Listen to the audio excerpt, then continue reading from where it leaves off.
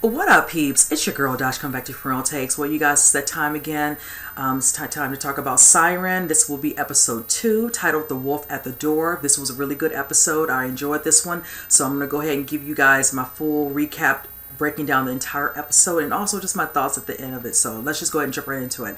This particular one at the beginning, it showcases what looks like to be half of the new mermaids. Of course, Miss Salty at the helm with the one of the mermen, and then Donna's daughter. They're kind of, all around, just in the water, whichever, kind of playing around, whatever. And you kind of notice the scene where it shows Ryn coming to let them know it's time to go back, whichever, and all of them kind of start to, eventually make their way. Of course, there's a moment where you see the bonding between Ryn and Donna's daughter. From there, they have a moment where she kind of lets her know, that her mother, is gone, whichever. And you see her kind of, coming to terms with that, and she's like, I'm there, I'm going to protect you now. They have that little moment. So by the time they get up top of the hill, you see Miss Salty still at the bottom. So of course she lets her know we're going back. So in the midst of that, she of course, she fights every chance she gets, to have to hear someone being, domineering over her. She, of course, catches some fish and she shows it spiked, and then she kind of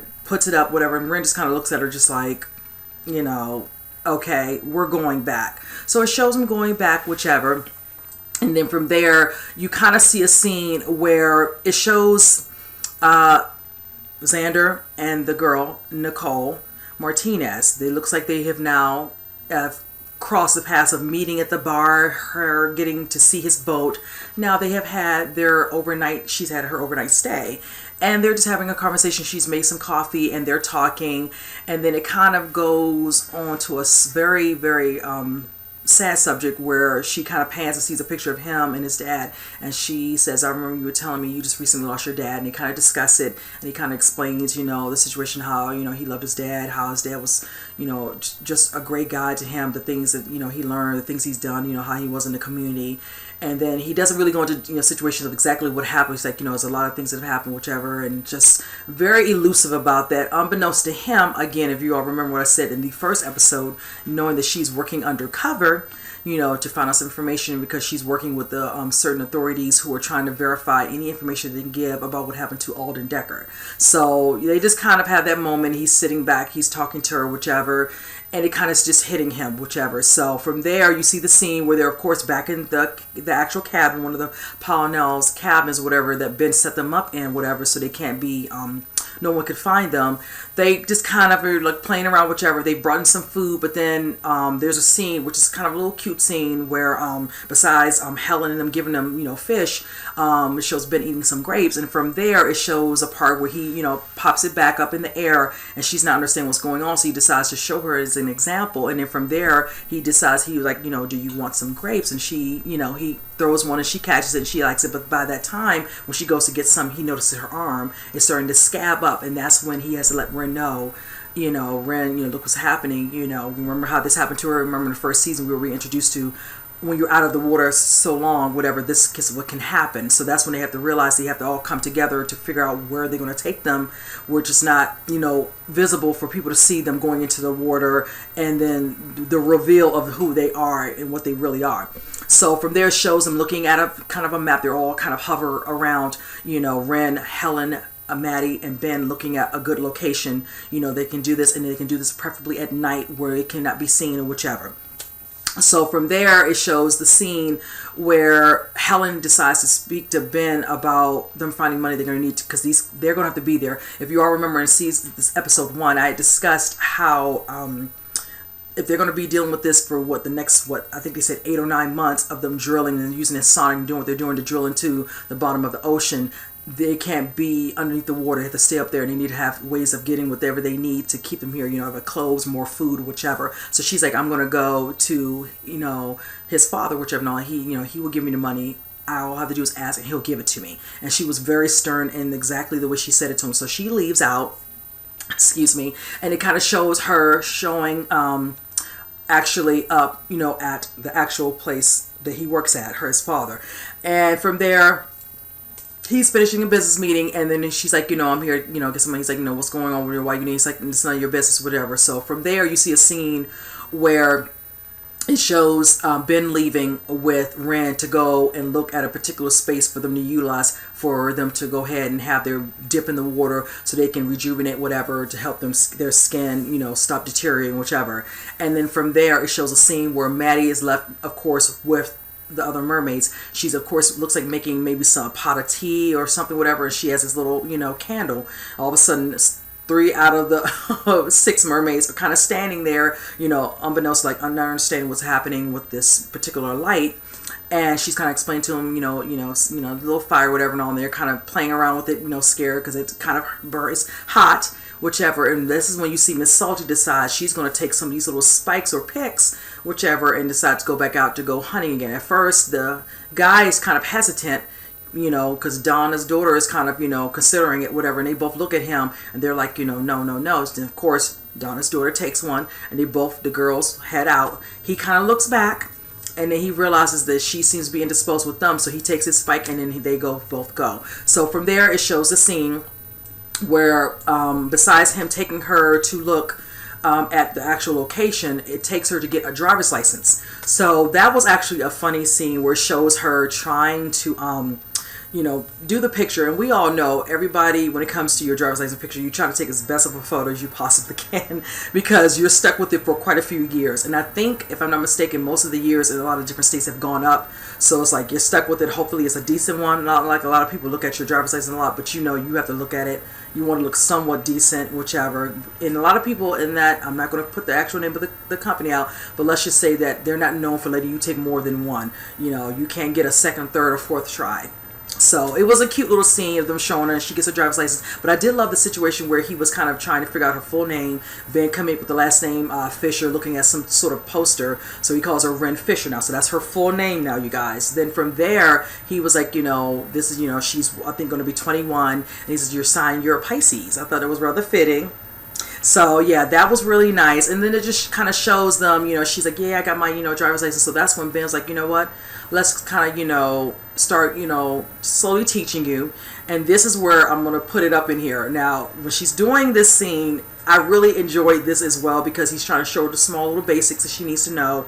And let's just tell you, she catches on very well to certain things, which is really nice. Like I said, it looks like out of all of them, and maybe Miss Salty, she's kind of picking up, and even maybe the other merman, the one we were introduced in the first season. When Maddie or Ben shows her certain things, and even Helen, she seems to grasp them very fast. And he's telling her, make sure, her mirror is right, make sure she's noticing, her foot's on, drive, slowly, or hit and brake. So, and then her speeding off, whatever, and then having to slow down and going again, whichever, and all that. And then, of course, after they finished it, she's like, I'm a good driver. And, of course, it shows a scene of Ben actually laughing, just a nonchalant laugh, whatever, because of the whole situation that just happened for her driving a certain amount of ways on road where there's no other people, it's just them, where they could really do it without anybody making her feel, scared to drive, whatever, she might hit someone, whatever. And she's kind of looking at him like, unbeknownst to her, why is he laughing? Like, what is it?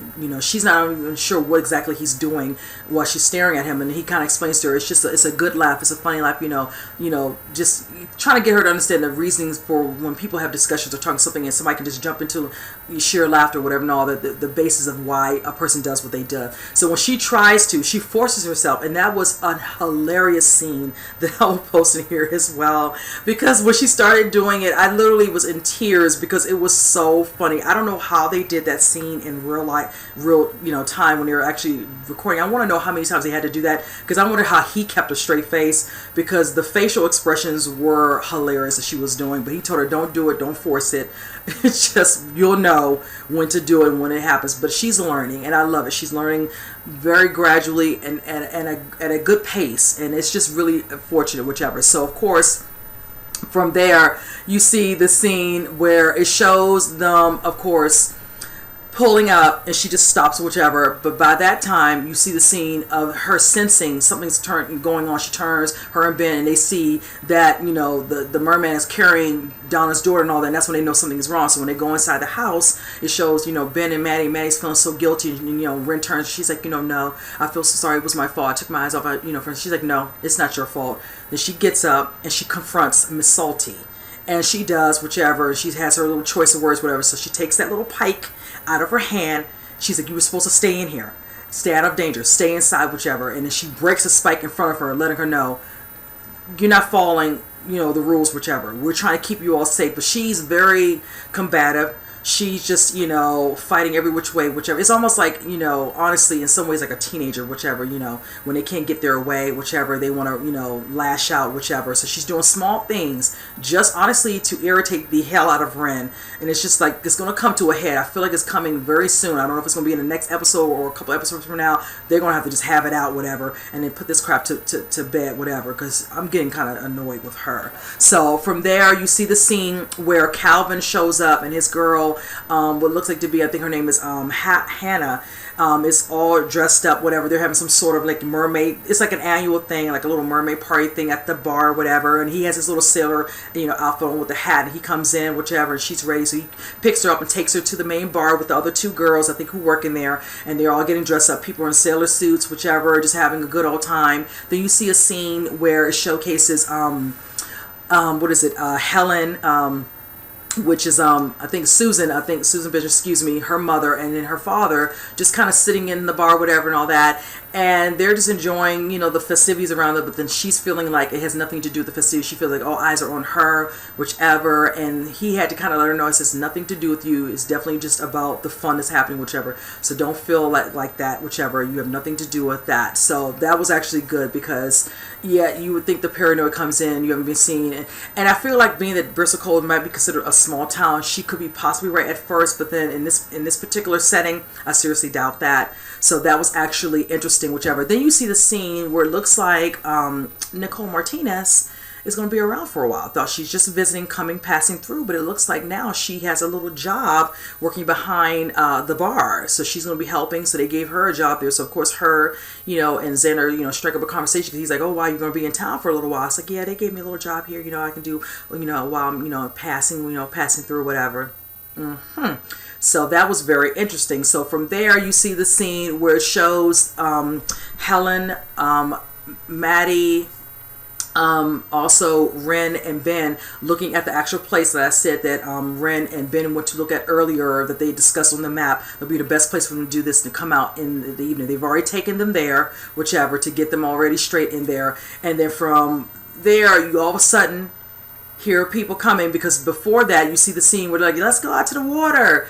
They all go out to the water. Of course, you see the rest of the crew, Ryn, Maddie, Helen, turn around. You see Helen screaming, no, stop, there's something in the water, don't go in there, whatever, because they're trying to use the sea lions by being there. It might not be safe, whatever, and all that. Don't get in there. They've already ran straight to the water. They do not care. By that time, you see Maddie's father and mother kind of walking. That's when she tries to alert her father, like, I need your help, and he kind of knows what's going on. You all remember season 1, he's fully aware of them. So he kind of, tells her, you need to go back home, whatever, and all. And she's kind of like wondering, what the heck, you both are just leaving me here, what's going on, whichever. So from there, by then he kind of helps them. They're getting out, and then, you see a moment where, people are kind of slowly getting out. Ryn wants to go in there, but they're like, Helen's like, don't do that. You'll expose yourself. Just don't do it. So eventually he was able to get them all out of the water. So that part happens. Then you see the authorities show up. Of course, the incoming, whoever, sheriff, she kind of shows up and has a little talk with him. And he just says, I just came out, whatever. I saw some ruckus where we told him, because maybe some sea lions, whatever, to get out the water is still not safe, whatever, with the situation they're having. That was a perfect way to just kind of get her out of it, because she's does not know what's going on. I hope eventually she figures it out, whatever, and then eventually with them to be sheriff again, they can just help each other, because I hate her not knowing, and the fact that he's lying to her is not helpful as well. So from there, you see the scene where it looks like Xander shows up on the water.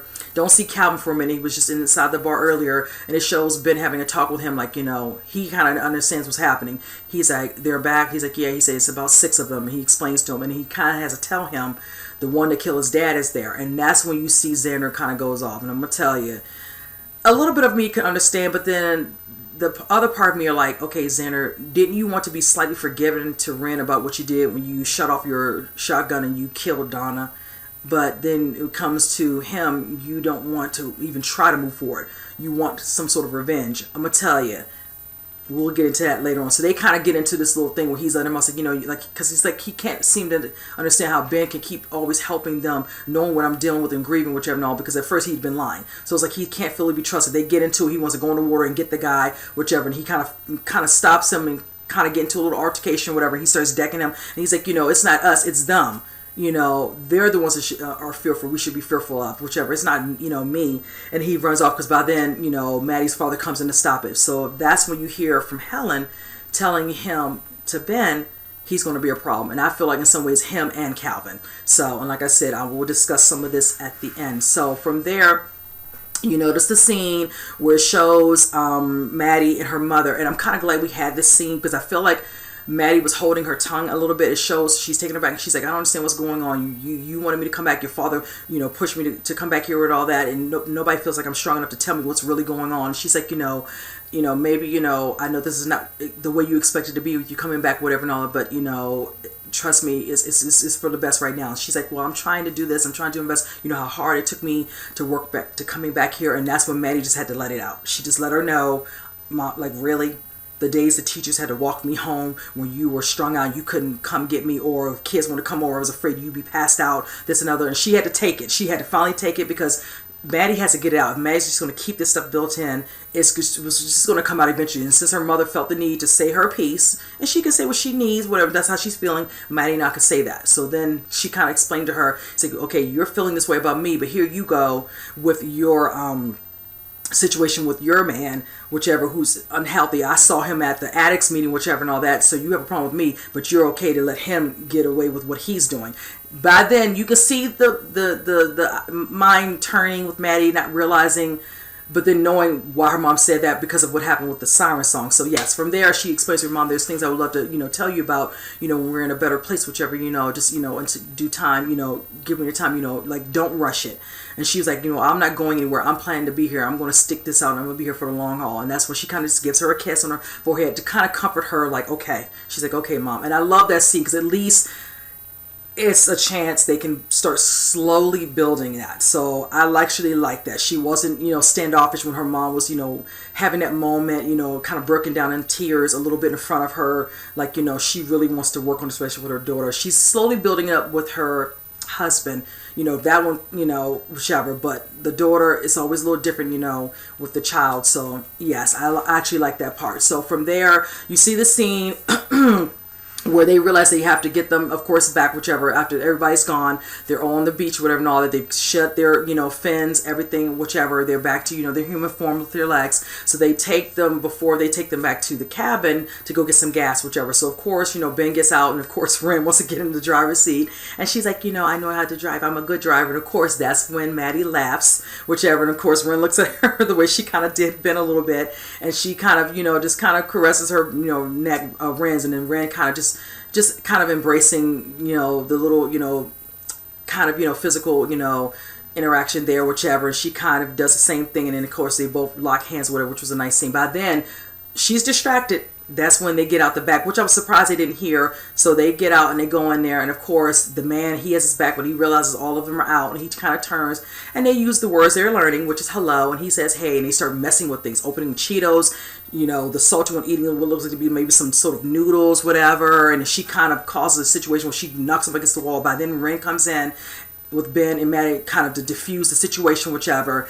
And then she tries to, come for Ryn, but by then it was too late because the rest of them went right behind Ryn, whatever, and just being behind whoever's the leader, and she's considered the leader. So of course they're pissed, whichever. Well, she's mostly pissed, Miss Salty. They walk out. She kind of, the vans opened up, and she lets them all walk in there. Miss Salty's at the end, and she's just like, we're stronger than whatever and all, giving her this little eye look, and she just walks away, just forbidding, just acting out like a child, whichever. Ben and Meg come in like, she can't go, and she's like, she'll be fine. She's like, no, I'm not worried about her. Like, if anybody runs into her, because she's a hothead, and it's clearly the way she is. So from there, Ryn just lets her go, whichever. They're like, I'm not going to even deal with that. You can tell Ryn's like over it with her. So from there, it shows a scene where Elaine Pownell, which is of course Ben's mother, she comes to see Helen at her store. From there, it shows them talking with her. She wants to know about the money. She wants to infuse herself into why she's getting this money, whatever. And she's like, just like I told your husband, it's none of your business. And she's like, you don't need to this, what's going on, whatever. And she's like, first of all, I've been here in this town a lot longer than you. And I love the look on her face because you could see she was just like, ouch, that was below the belt. so to speak.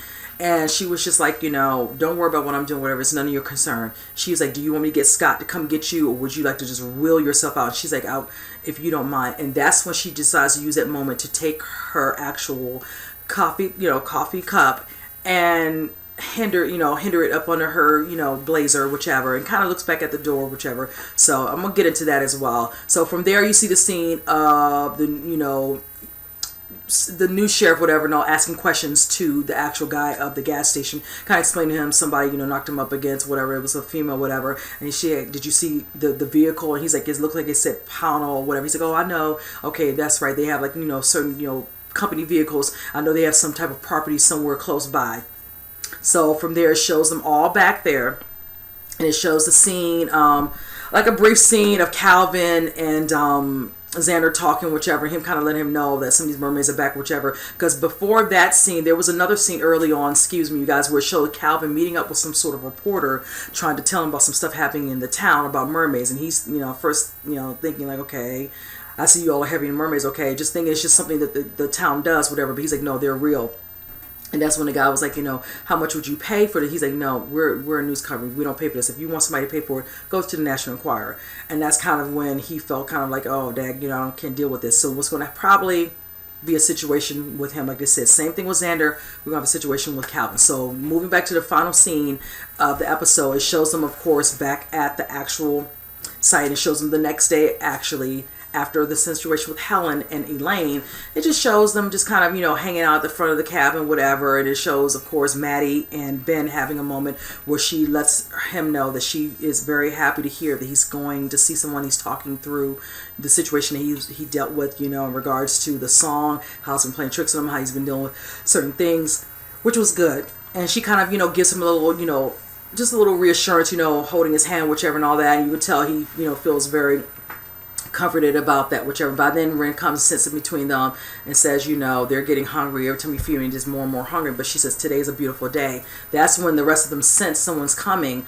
By that time, you see the scene of Miss Salty coming up. She's all bloodied on her leggings, her shirt, and she's carrying the wolf. Might have been the same wolf that we saw earlier in the scene of the episode that actually hurt Donna's daughter. And then it just shows, of course, Ryn gets up. They both, Maddie and Ben, get up, and then it kind of shows her, with the wolf, whatever, the wolf's all bloody. She throws it down. It shows her looking, eyeing, seething at Ryn. Ryn kind of looks down, kind of like, okay, a little bit of reassurance of, what the heck is going on, whichever. And it kind of looks back at her, whichever. And that's kind of how it is. Now, me is this. Okay. Let me just get into the Helen Elaine thing. I really wish we knew more of the story with the families. I know they kind of allude to it here and there in certain things that are said between Helen and Mr. Pownell. Now, that's fine, all that, but I would love to see a flashback. Like I say, I'm good for loving some flashbacks. It just puts more things into extra perspective moving forward when you're dealing with certain storylines within a show. And with Helen not knowing a lot more about her ancestry and her just talking about in discussion, I just really want more. Now for Elaine, I really wish we would get a flashback of how she became paralyzed from the waist down. It would be nice. She definitely wants to get some sort of research or something to help her, that could help her to walk again. Like we all discussed before, is that Alden Decker would have been the key to that, but now he's no longer here. So her coming up there, having issue, of course, with this money, I'd like to know why this was set up fully. Is this to keep certain things hush-hush in the family? They were messing around with this. She's part of the family. Supposedly she's a child from this.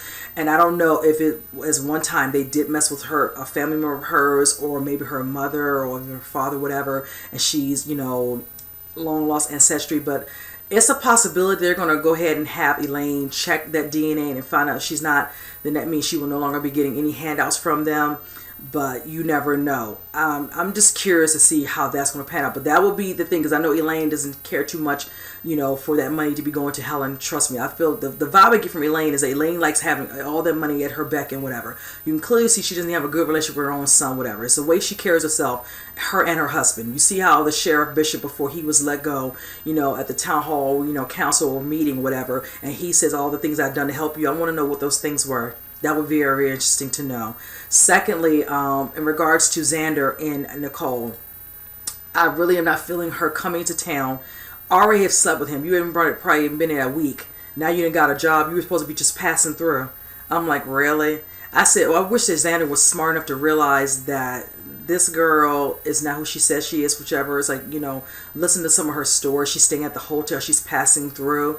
I'm like, really? Like, what do you do really for a job? If you're just passing through, you're not working right now, where are you heading? It's like he's not trying to find out more information, but she sure is trying to ask him more questions, and you would think a light bulb would go off or whatever for him to realize, be guarded about who you're talking to. I don't care if it's a pretty face. But we'll have to see how that works out there. But I'm like, maybe the other people around him will start to notice, and maybe more so Maddie and Ben, if they ever get introduced to her. But I don't think that's going to happen anytime soon, because I know Xander right now is pissed at Ben, knowing that he keeps helping the mermaids more and more. Now, he kind of can deal with Ryn. It's all great and good, because he's trying to work through the situation, what happened to Donna, and trying to make amends. But that guy one, that's not going to happen soon. And honestly, I mean, and as a guy, I would think that he's not going to be here for it, especially as you took somebody he loves so dearly, and it's his dad, whatever, knowing this guy did this, whatever, this half man, half mermaid.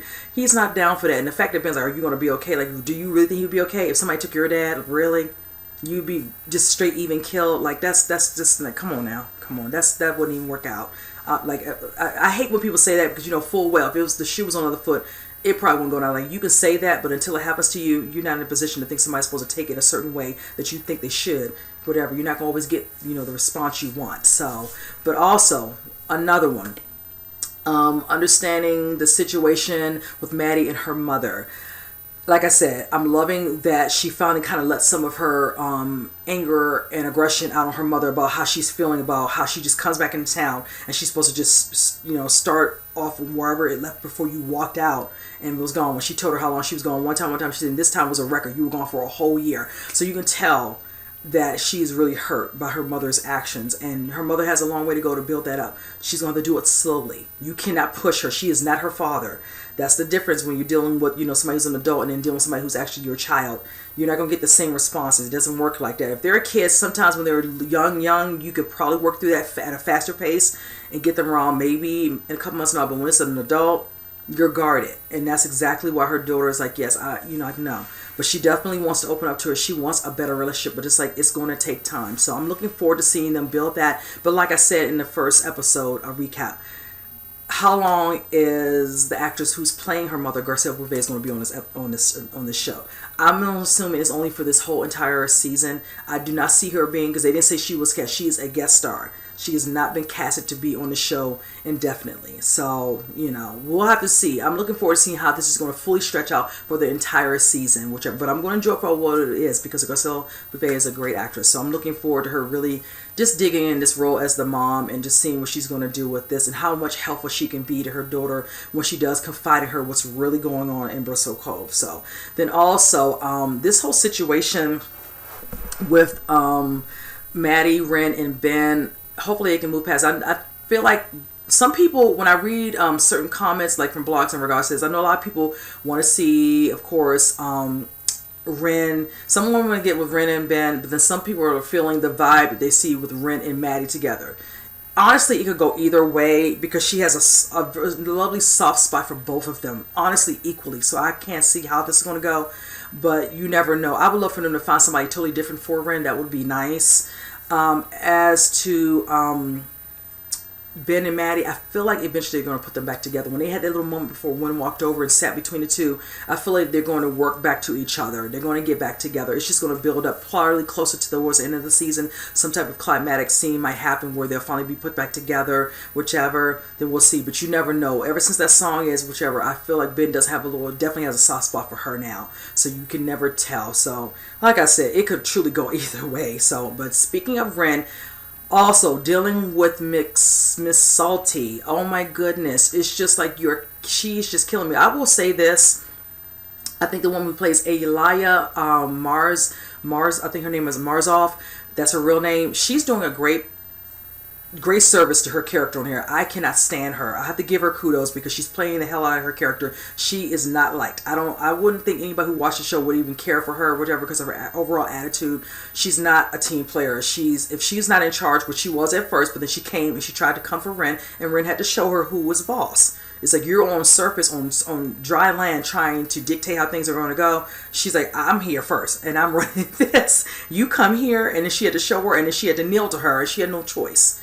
and then you come back with some more mermaids, and then you think you're in control, and look at that. Now they're behind Ryn, whichever, and you're stuck. And the main merman who was in the first season, he's right there. He's starting to learn things and build and grow at a fast rate as well. So I just feel like I said, this is going to come to head very soon. They're going to get into it. I feel like it's coming. They're going to clash and have another fight, and they're going to just get out, and then it's going to either be she's going to end up, definitely Ryn's going to win that. I'm not even worried about that part, but just what's going to happen with the conclusion of, okay, she gets her butt whooped again, then what's going to happen? Is she going to go back into the water and eventually something's going to happen when she ends up getting killed? What's going to happen? Because she can't keep going on here, being, very aggressive, being, just lashing out whatever she wants and think it's okay, especially when there's other mermaids involved. It's not about her. Like, I was pissed that she sit there and you're the reason that girl got hurt by that wolf because you caring about being defiant. So it's just like, yes, I just want this to come to head so they can move past her and just not have to entertain her. She adds a little bit to the story, but it's like she's not doing that much. I'm all here to learn more about Donna's daughter and see what that's going to happen now. This will be very interesting. I'm going to throw this out here, and you guys can let me know what you all think in the comment section because I'm curious. That will be interesting if Xander, if the thing with Nicole Martinez, once she does what she does, whatever, he finds that he's been betrayed by her because she was using him to get information, sleep with him, whatever. I would like to see if they try to put Xander and Donna's daughter together. He comes across her one day, whatever, doesn't even know who she is and all that, because that could play into another part of the storyline when she finally finds out that he was the one that killed her mother.